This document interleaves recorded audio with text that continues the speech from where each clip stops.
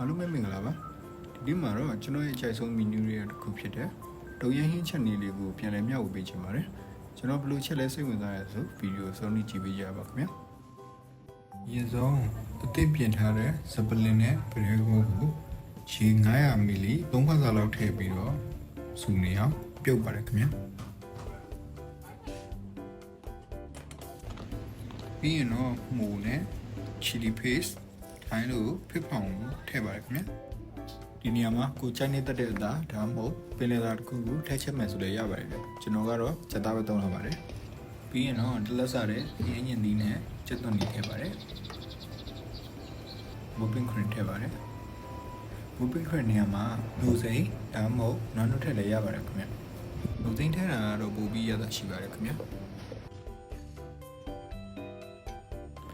ရတာအတွက်ကတော့ချက်သားမဟုတ်သမင်းစားစုံတစ်စုံ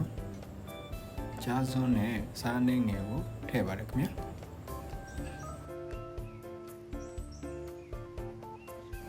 ပြီးရင်တော့တမန်သီးနှလုံးကိုညှစ်ထည့်ပါတယ်ခင်ဗျာငံပြရည်ကိုဇုံဝတ်တစ်ခွက်စားထည့်ပါတယ်ဟင်းဦးဆူလာပြီဆိုရင်တော့ရှမ်းနံနဲ့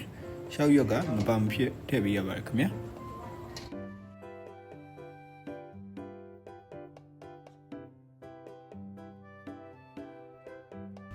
ရတာမြည်ကြည့်ပြီးတော့အပေါင်းကကိုစိတ်ကြိုက်နေထိုင်ရပြီဆိုဟင်းဝါချလို့ရပါပြီခင်ဗျာ